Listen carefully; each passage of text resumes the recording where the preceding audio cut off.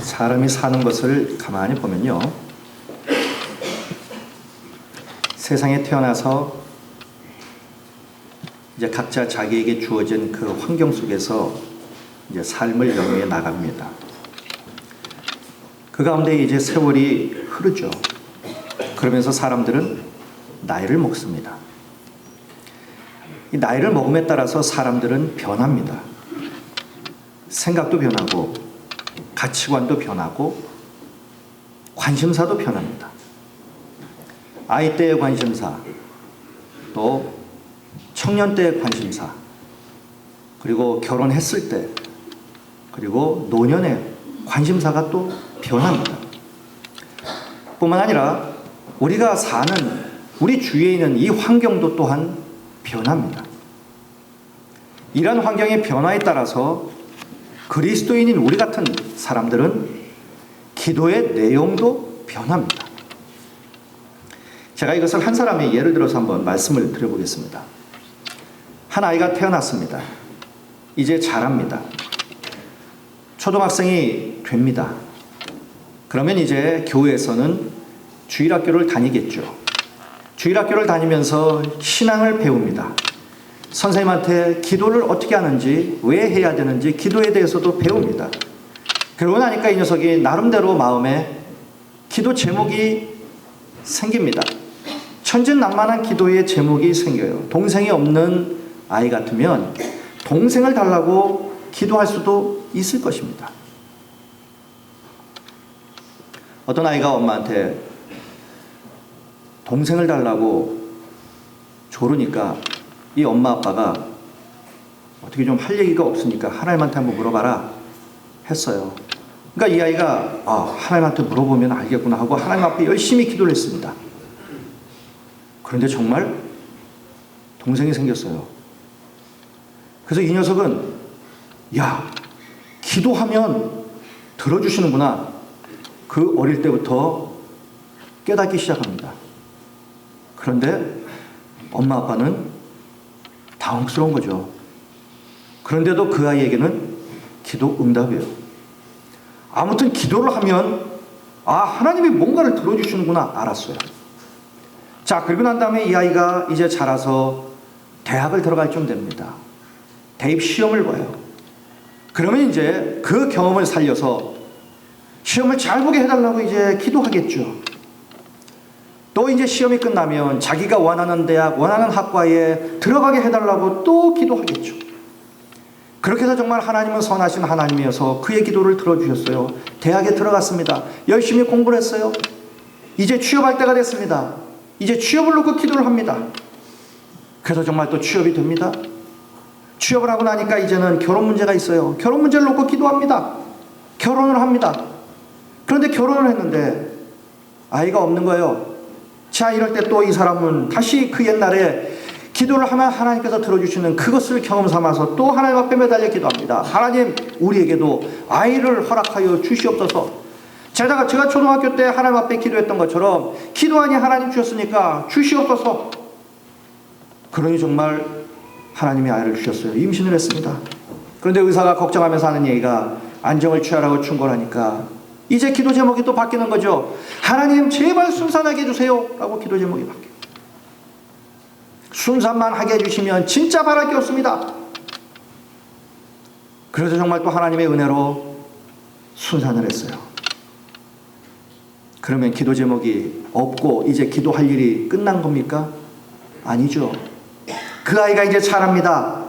자라고 나니까 이제 어린이집에 갈 때가 됐어요. 그러고 나니까 또 기도 제목이 바뀝니다. 하나님, 안전하게 잘 가게 해주시고 거기서도 다치지 않고 정말 건강하게 잘 놀다 오게 해주세요. 이제 여기에서 그치지 아니하고 이 사람의 기도는 계속해서 또 나가죠. 이제 또 시험을 볼 때가 됐습니다. 시험 잘 보게 해주세요. 원하는 대학에 들어가게 해주세요. 이제 대학에 들어갔습니다. 그랬더니 또 기도 제목이 바뀌는 거예요. 우리 아들이 이제 군대를 갑니다. 하나님 아버지, 건강하게 제대하게 해주세요. 이제 졸업을 했습니다. 안정된 직장을 주세요. 직장을 주셨어요. 그랬더니 가만 보니까 자기 아들이 어떤 여자랑 사귀는 거예요. 그런데 보니까 마음에 안 들어요.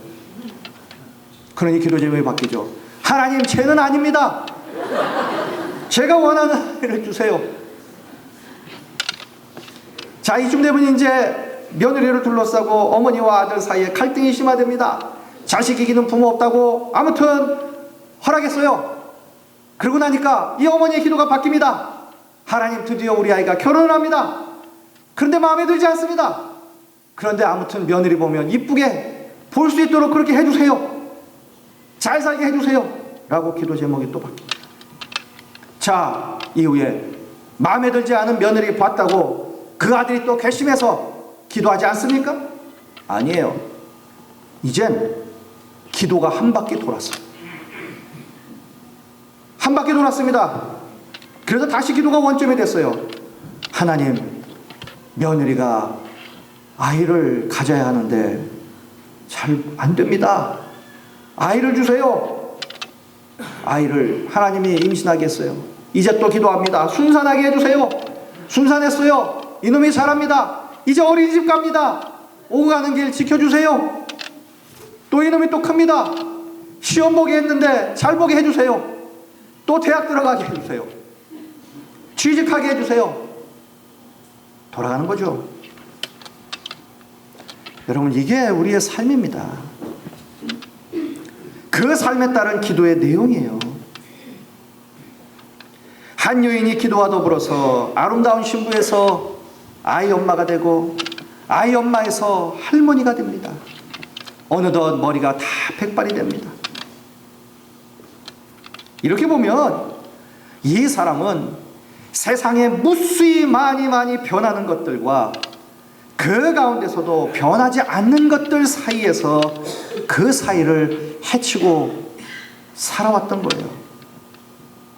자, 그럼 변하는 것이 무엇입니까? 우선 자기 자신이 변했어요. 소녀가 애기 엄마가 되고 그 애기 엄마가 이제 할머니가 되었어요. 같이 산 남편도 변합니다. 이제 더 이상 늠름한 그러한 남편이 아니에요. 허리가 구부정해집니다. 다리에 힘이 없어서 발걸음이 늦어집니다. 전에는 그래도 아주 멋지고 아주 세상의 모든 것을 다 아는 그러한 스마트한 사람인 것 같았는데 조금 전에 이 얘기가 또 뭔 얘기하는지 기억이 안 나요. 얼굴에 주름이 생기고 이제는 그렇게 풍채가 좋았던 몸도 점점점 가늘어집니다. 옷을 입어도 폼이 안 납니다. 전에는 사사건건 다 간섭하던 사람이 이제는 그것도 구찬해지는 거예요. 말이 없어집니다. 전에는 그렇게 밖으로 돌아다니는 사람이 도대체 나가질 않아요.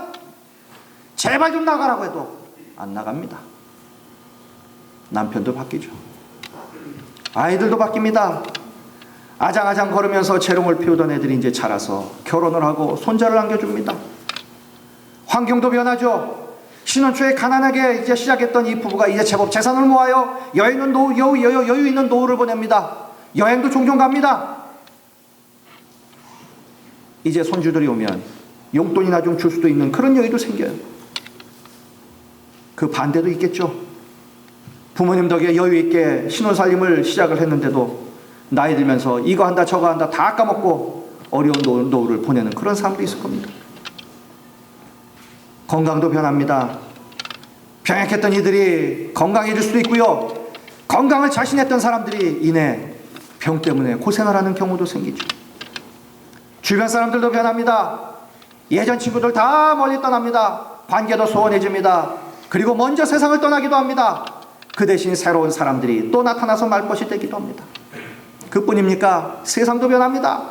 갈수록 인심은 박해집니다. 예전에는 상상도 할 수 없던 일들이 그런 일들이 막 생겨납니다. 과학의 문명은 얼마나 정신없이 빨리 돌아가는지 들고 다니는 전화 이것도 도대체 얼마나 많은 기능이 있는지도 모르고 그냥 씁니다. 정신을 차릴 수 없이 변합니다.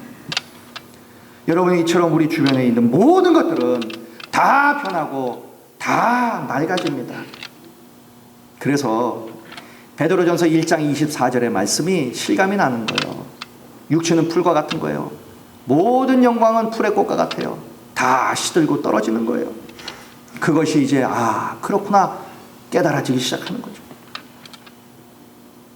이러한 주위의 변화들이 어떨 때는 정말로 인식하지 못할 정도로 천천히 너무나도 은밀하게 우리에게 다가오기도 합니다. 그러나 어떨 때는 정말 광풍처럼 우리에게 다가와서 정신을 차릴 수 없게 만듭니다.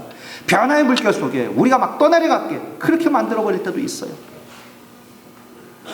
그러나 이런 무수한 변화와 걷잡을 수 없는 이러한 변화 속에서도 변하지 않는 것들이 있어요.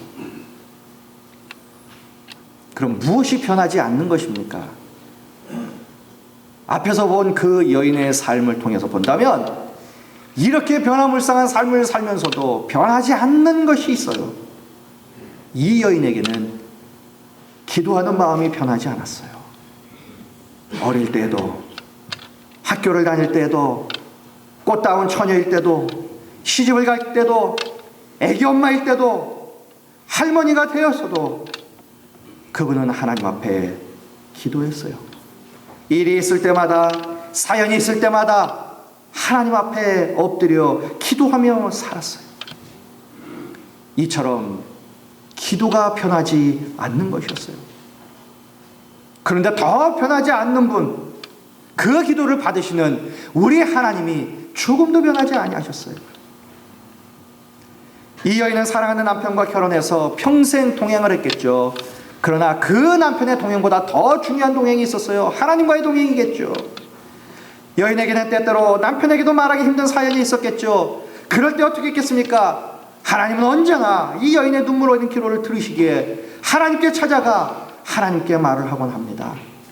때로는 남편의 사랑이 식어버린 것처럼 여겨질 때에도, 그래서 섭섭할 때도 있었지만 하나님이 그를 향한 갖고 있는 그 사랑은 조금도 변하지 않았어요. 세월이 무상하게 흐르면서 모든 것이 변했지만 이 여인이 갖고 있는 기도하는 마음과 그 기도를 들으시고 응답하시는 하나님은 조금도 변하지 않았다는 거예요. 여러분, 우리가 참 복잡하고 정말 녹록치 않은 인생을 그래도 우리가 살아갈 수 있는 것은 시시때때로 이렇게 변하는 수많은 것들 가운데서 그래도 변하지 않는 것들이 우리들에게 있기 때문에 그래도 우리가 살아갈 수 있는 겁니다. 여러분, 살다 보면 수많은 변수들이 문득문득 우리를 불안하게 만듭니다. 이럴 때 사람들이 주로 하는 말, 갖는 생각들이 만약에, 만일에, 이런 말이에요. 이런 말을 많이 쓰죠. 남녀가 사귀는 그런 사람이 있다면 문득 이런 생각을 할 수도 있습니다. 저 사람의 마음이 만약 변하면 어떡할까? 내가 어느 회사에 내가 투자를 했습니다. 주식을 어마어마하게 샀어요. 근데 문득 생각이 듭니다. 그 회사 만약에 망하면 어떡하나? 내가 하고 있는 일이 만약에 잘못되면 어떡하나? 내가 지금 회사를 다니고 있는데 만약에 내가 이 회사에서 나가게 되면 어떻게 당나? 우리 아이가 시험을 봤는데 우리 아이가 대학에 붙지 못하면 어떻게 되나? 내가 지금까지 건강하게 살았는데 만약에 내가 이 건강을 잃어버리면 어떻게 하나? 내가 내일 병원 가서 검진을 받는데 만약에 내 몸에 이상이 생기면 어떡하나? 만약에를 떠올리면 참 힘들어집니다. 힘들어져요. 이럴 때 사람들은 경우의 수를 따집니다. 나름대로 이런 경우에는 이렇게 하고 저럴 경우에는 저렇게 해야죠. 그러나 이런 변화무쌍한 삶의 환경 속에서도요, 변치 않는 것들, 늘 동일한 것들, 소위 변수가 아니라 상수가 우리에게 있는 덕분에 우리는 살 수 있는 겁니다. 여러분, 내일 할 일을 계획하는 사람 중에 만약 내일 해가 뜨지 않는다면 그때는 내가 어떻게 해야지? 고민하는 사람 없습니다. 왜입니까? 아침에 해가 뜨는 일은 당연한 일이기 때문입니다. 이러한 일은 그때그때 달라지는 변수가 아니라 변치 않는 상수입니다. 오늘 아침에 눈을 뜨는데 공기 중에 있는 모든 산소가 다 사라져서 내가 숨 막혀 죽으면 어떡하지 하면서 눈을 뜨는 사람은 아무도 없어요. 지금까지 우리는 너무도 당연히 공기 중에 산소를 우리는 호흡하면서 살았어요. 변치 않는 것들입니다. 여러분, 이처럼 우리 인생에서 변하는 것들이 우리를 불안하게 하지만 그럼에도 불구하고 변하지 않는 것들이 우리에게 있어서 그것들이 우리에게 용기를 주고 삶을 살도록 합니다. 그런데 이 변하지 않는 것들의 최고는 하나님 아닙니까? 하나님 영원전부터 영원까지 늘 동일하게 계시는 분이에요. 언제나 전능하시고 전지하신 분이에요. 안 계시는 곳이 없는 분입니다. 하나님의 사랑은 변치 아니하시는 분입니다. 못하시는 것이 없습니다. 능치 않는 것이 없는 거예요. 모든 것이 가능한 분입니다. 그래서 히브리서 13장 8절은 이렇게 선언하죠. 예수 그리스도는 어제나 오늘이나 영원토록 동일하시다. 우리 하나님은 조금도 변함이 없는 분이에요. 조금도 흔들림이 없는 분이란 말이죠. 세상은 뒤집어지고 변하더라도 하나님은 절대로 변하지 않는 분이라는 겁니다. 여러분, 신앙생활이 도대체 뭡니까? 신앙생활은 이렇게 변화무쌍한 변화의 한복판에 서 있는 우리 자신을요, 영원히 변하지 않는 그 하나님께 붙들어 매는 것, 이것이 신앙생활이에요. 이것이 내 인생을 갈기갈기 찢어놓고 산산초각이 나게끔 만드는 이 복잡한 세상 속에서도 전혀 흔들리지 않는 그 하나님께 나를 연결시키는 것이 바로 신앙이라는 거예요. 그래서 신앙이 중요한 겁니다. 하나님께 연결될 때에 우리는 변화들에 휩쓸려 떠내려가지 않아요. 중심을 잡고 우리는 살 수 있게 되는 겁니다. 여러분, 오늘 본문은 시편 144편입니다. 오늘 이 시를 쓴 사람은 다윗입니다. 다윗은 자신의 평생을 하나님께 붙들어 매고 살았던 사람이에요. 이것이 바로 다윗의 위대한 점입니다. 여러분, 다윗의 인생의 전체를 우리가 한번 생각해 보십시오. 그는 인생의 단계마다, 인생의 상황마다, 일마다 때마다 다음과 같이 기도하면서 자신을 하나님께 꽁꽁 매며 살았던 그런 사람이에요. 먼저 어린 시절의 다윗은 양떼를 먹이는 자였죠. 그럴 때 그는 이렇게 기도했을 거예요. 연약한 자들을 보호하시고 돌보시는 하나님 아버지, 저와 양떼를 사나운 맹수로부터 돌보아 주시옵소서. 그 후에 사무엘이 그에게 오죠. 그래서 장차 이스라엘의 왕이 될 사람으로 기름을 붓죠. 그럴 때 그는 또 이렇게 기도했을 것입니다. 하나님, 제가 도대체 무엇이간데 저를 알아주시고 제가 무엇이간데 도대체 이렇게 저를 생각합니까? 원하건대 저에게 정말로 능력을 주셔서 그 백성들을 정말 제가 목자가 되어서 그들을 잘 살피고 그들을 잘 먹이고 입힐 수 있도록 그러한 역량을 저에게 허락하여 주시옵소서. 이렇게 기도했을 겁니다. 자, 이제 얼마 후에 골리앗을 향해서 나갑니다. 그럴 때 그는 또 이렇게 기도합니다. 만군의 여호와 하나님, 할례 받지 못한 자가 하나님과 이스라엘을 모독합니다. 이제 제가 나갑니다. 제가 하나님의 이름을 의지하여 나갈 테오니 저에게 승리를 주시고 이스라엘을 구원하시고 하나님께 영광을 돌리게 해주세요. 또 이렇게 기도를 합니다. 후에 그가 사울 왕에게 쫓길 때가 됩니다. 그럴 때 그는 또 이렇게 기도합니다. 여호와는 나의 목자시니 내게 부족함이 없습니다. 그가 나를 푸른 풀밭에 누이시며 쉴 만한 물가로 인도하십니다. 주의 지팡이와 막대기가 나를 안위하십니다. 이렇게 믿음의 기도를 드립니다. 이제 그가 온 이스라엘의 왕이 되어서 전쟁을 치릅니다. 전쟁을 치러 나갈 때 그가 이렇게 하나님 앞에 기도하죠. 제가 블레셋 사람에게로 올라가야 되겠습니까? 하나님, 그들을 나에게 붙여주시겠습니까? 하나님께서 그의 이 간절한 기도를 들으시고 전쟁 때마다 하나님께서 다윗에게 승리를 주십니다. 계속해서 승리를 주세요. 이러던 다윗이 이제 중년이 됩니다. 중년에 이르러서 그가 이제 온 이스라엘의 왕이 되고 부귀 영화를 누리고 권력을 누리고 이제 정권이 안정이 됩니다. 그러자 그가 실수를 하죠. 밧세바와 실수를 하게 됩니다. 그때도 역시 그는 하나님 앞에 기도합니다. 시편 51편에서 그는 이렇게 기도하죠. 옷을초로 나를 정결하게 하소서. 내가 정하리이다. 나의 죄를 씻어주소서. 내가 눈보다 희리이다. 주의 얼굴을 내 죄에서 돌이키시고 내 모든 죄악을 지워주소서. 나를 주 앞에서 쫓아내지 마시며 주의 성령을 내게서 거두지 말아달라고 그가 간절히 하나님 앞에 기도합니다. 이제 그가 중년을 지나 나이를 먹고 노년에 이릅니다. 몸과 마음이 약해집니다. 건강의 위협을 받게 됩니다. 그러자 이 다윗이 하나님 앞에 드리는 기도가 바뀌어요. 시편 39편에 여호와여 나의 기도를 들으시며 나의 부르짖음에 귀를 기울이소서. 내가 눈물 흘릴 때 잠잠하지 마옵소서. 나는 주와 함께 있는 나그네이며 나의 모든 조상들처럼 떠도나이다. 주는 나를 용서하사 내가 떠나 없어지기 전에 나의 건강을 회복시켜 주시옵소서 라고 기도합니다. 여러분, 이것이 다윗의 인생이었어요. 기도를 통해서 본 다윗의 인생이었습니다. 이처럼 가만히 보니까 다윗은 평생 어려웠어요. 평생이 위기였습니다. 매 순간순간마다가 위기였고 매 순간순간이 절망 속에 있었어요. 평생 변화무쌍한 변화 속에서, 환경 속에서 풍랑에 있는 조각배처럼 그렇게 흔들리고 고달픈 인생을 살았던 자가 바로 다윗이었어요. 어느 한순간도 다리를 뻗고 편히 차볼 수 없는 그러한 인생이었어요.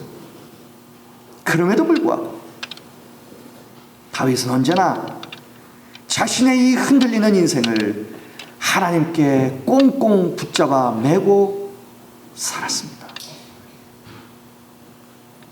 그렇기 때문에 그는 그 변화무쌍한 그 삶 속에서도, 그렇게 많은 문제와 그렇게 많은 위기 속에서도 그는 떠내려가지 않은 인생이 될 수 있었다는 거예요. 하나님께 그를 꽁꽁 묶고 살았기 때문에 하나님은 그 많은 문제 속에서도, 그 많은 실수 속에서도 하나님은 다윗을 향하여 너는 내 마음에 합한 자다, 이렇게 하나님께서 말씀을 해주시는 인생을 살게 되었어요. 자, 그렇다면 다윗이 도대체 무엇으로 자기 자신을 하나님께 꽁꽁 묶고 살았습니까? 그 끈이 도대체 무엇입니까? 그것이 바로 기도였다는 거예요. 그는 기도라는 끈으로 그는 자기 자신을 하나님께 꽁꽁 묶고 평생을 살았어요. 모든 것이 변하고 흔들려도 조금도 변하지 아니하시는 그 하나님께 자신을 붙들어 맺기에 그 흔들리는 배 같은 그 인생이어도 그는 흔들리지 않는 그런 인생을 살게 되었다는 겁니다. 끝까지 자기 자신을 지키며 살 수 있었어요. 여러분, 이러한 삶이 어디 다윗만의 삶입니까? 우리의 삶은 언제나 잔잔한 호수 같습니까? 언제나 모든 것이 다 예측 가능한 미래를 살고 계십니까? 전혀 그렇지 않습니다. 어쩌면 거의 대부분의 일들이 우리의 생각과는 전혀 다른 방향으로 흘러갈 때가 얼마나 많이 있습니까? 내 나름대로 미래를 전망해보지만 전혀 그렇게 되지 않을 때가 얼마나 많습니까? 얼마나 자주 우리의 주변과 환경과 나라와 세계의 여건이 변화합니까? 그 속에서 또 우리는 얼마나 많이 흔들립니까? 이제 좀 살만하면 내 삶에 또 다른 문제가 와서 나를 뒤흔들어 버립니다. 이제는 좀 가정을 일굴 만하니까 또 문제가 와서 우리의 가정을 흔들어 놓습니다. 내 건강이 항상 흔들리지 않는 바위 같았는데 어느 날 갑자기 풍랑 속의 조각배처럼 내 건강이 흔들립니다. 그러니 갑자기 겁이 덜컥 나버립니다. 이러다가 나에게 진짜 큰일 나는 것 아닌가 싶습니다. 병원 가기가 두렵습니다. 잘 나가던 사업에 갑자기 제동이 걸립니다. 갑자기 가슴이 떨립니다. 미래가 겁이 납니다. 내일을 모르게 생겼습니다. 이럴 때 마음도 생각도 생활도 가정도 한없이 흔들립니다. 불안해서 견딜 수가 없습니다. 이럴 때 어떻게 하면 좋습니까? 누가 내일을 보장할 수 있겠습니까?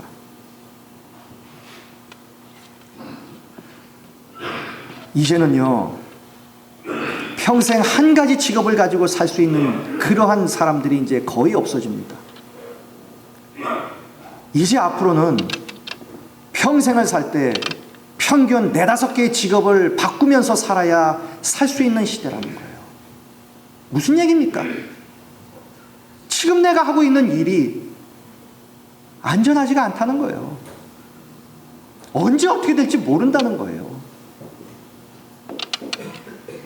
이럴 때 우리 어떻게 해야만 합니까? 세상에 흔들리는 이 파도 속에서 그냥 계속 흔들리며 살아야 합니까? 계속해서 그 흔들림 속에서 마음을 잡지 못하고 계속해서 그렇게 번민하며 그렇게 힘들게 살아야만 합니까? 계속해서 고민 속에 그렇게 살아야만 합니까? 갈등 속에 살아야만 합니까? 이러니 집에 가도 마음이 편치 않고, 그러니 부부간에 늘 갈등이 생기는 거예요.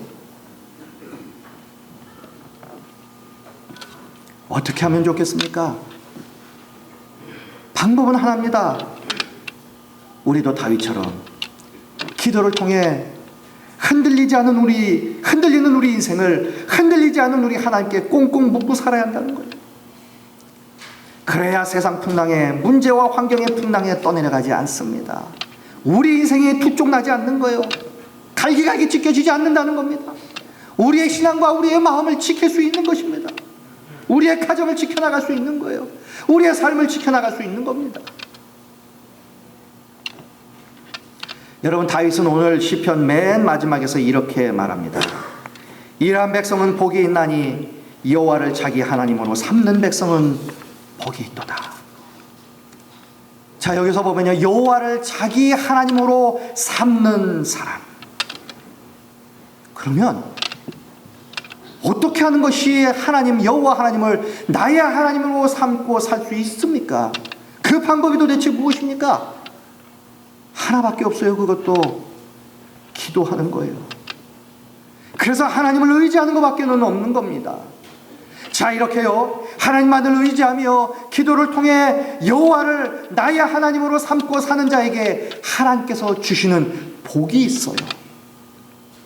이 흔들리는 세상 속에서도 하나님께서 우리에게 주시는 복이 있어요. 그것이 오늘 본문이에요. 12절부터 14절의 내용입니다. 하나님께서 우리에게 주시는 복이니 우리 같이 한번 읽도록 하겠습니다. 우리 아들들은 시작. 우리 아들들은 어리다가 장성한 나무들과 같으며 우리 딸들은 궁전의 양식대로 아름다우게 다듬은 모퉁이돌과 같으며 우리의 곳간에는 백곡이 가득하며 우리의 양은 들에서 천천과 만만으로 번성하며 우리의 수소는 무겁게 실었으며 또 우리를 진노하는 일이나 우리가 나아가 막는 일이 없으며 우리 거리에는 슬피 부르짖음이 없을진데. 아멘. 무슨 말입니까? 제가 풀어서 말씀을 드리겠습니다. 주여, 우리의 아들들이 토질 좋은 곳에서 무럭무럭 자라는 나무처럼 튼튼하게 하시고 우리의 딸들은 궁전 모퉁이에 장식하고 있는 우아한 조각 기둥처럼 아름답게 해주십시오. 우리의 곳간에는 오곡백과가 가득하며 우리들이 기르는 양들이 들판을 뒤덮을 만큼 많게 해 주시옵소서. 우리의 소떼도 저마다 새끼를 베어서 몸이 무겁게 해주시고 또한 우리의 성벽이 적들에게 뚫리는 일이 없게 하시고 우리의 백성이 적들에게 포로로 붙잡혀가는 일이 없도록 해 주시옵소서. 그리해서 우리의 거리에서 슬피 울부짖는 소리가 없도록 은혜를 베풀어 주시옵소서. 이 말입니다. 다시 말씀드리면 하나님만을 의지하며 기도를 통해 하나님을 자기 하나님으로 삼고 기도의 끈으로 자신을 하나님께 꽁꽁 묶고 사는 자에게 하나님께서 주시는 복은 번영과 평화와 풍성함과 안전의 복을 주신다는 거예요. 우리가 살면서 꼭 있어야 하는 것들 아니겠습니까? 어떨 때 이 복을 주신다고요? 하나님만을 의지하며 기도를 통해 여호와를 나의 하나님으로 삼고 기도의 끈으로 내 자신을 하나님께 꽁꽁 묶고 살 때에 이런 복을 주신다는 거예요. 번영과 평화와 풍성함과 안전의 복을 주신다. 여러분, 우리 중에 그 누구도요 홀로 살 수 있는 사람 없습니다. 하나님 없이도 나는 잘 살 수 있다라고 자신 있게 고백할 수 있는 사람 아무도 없어요. 여러분, 하나님의 은혜는 아무것도 모르는 철부지 어린아이에게만 필요한 것이 아닙니다. 하나님의 은혜는 가난하고 약하고 부족한 사람들에게만 필요한 것이 아닙니다. 하나님의 은혜는 오늘 본문에 나오는 왕이 된 다윗처럼 권력과 부귀영화를 다 소유하고 있는 이 사람에게도 절실히 필요한 것이 바로 하나님의 은혜라는 거예요. 그러므로 우리 모두는요, 우리 자신을 하나님께 붙들어 매야 합니다. 언제나 그렇게 해야만 합니다. 모든 일에 있어서 그렇게 해야 하고 평생 그렇게 해야만 합니다. 철부지 아이에서 노인에 이르기까지 하나님께서 부르시는 그 순간까지 우리의 인생의 단계마다 고비고비 때마다 일마다 사연이 있을 때마다 우리는 기도를 통하여 끝까지 하나님께 붙어 있어야만 합니다. 내 평생에 가는 길이 험하든지 아니면 순탄하여 강 같든지 내게 불어오는 바람이 순풍이든지 아니면 노도 광풍을 일으키는 비바람이든지 내 평생에 어떤 일을 만나든지 우리가 하나님을 의지하며 엎드려 기도할 때에 우리 자신을 기도라는 끈으로 하나님께 꽁꽁 붙들어 매고 살 때에 우리는 이렇게 고백하며 찬양할 수 있습니다. 내 영혼 평안해. 그 흔들리는 세상 속에서도 우리를 정신없게 만드는 그 흔들리는 이 문제 속에서도 우리는 내 영혼 평안하다고 우리는 고백할 수 있게 되는 겁니다. 어떨 때요? 기도의 끈으로 내 자신을 하나님께 꽁꽁 붙들어 매고 살 때, 그럴 때 오늘 본문에서 약속하신 번영과 평화와 풍성함과 이 안전의 복을 우리 하나님께서 우리에게 허락해 주실 것입니다. 여러분, 세상은 수시로 요동하고 흔들립니다. 그래서 정신을 차리지 못할 정도로 변하며 우리를 괴롭게 힘들게 만듭니다. 그러나 우리는 기도의 끈을 통해 하나님께 내 자신을 꽁꽁 붙들어 매어 하나님께 꼭 붙들린 바 되어서 이 흔들리는 세상 속에서도 전혀 흔들림 없이 하늘의 평안과 하나님이 주시는 그 복의 열매를 평생 누리며 사시는 복된 우리의 전생애가 되시기를 주님의 이름으로 간절히 축원드리겠습니다. 자, 기도하시겠습니다.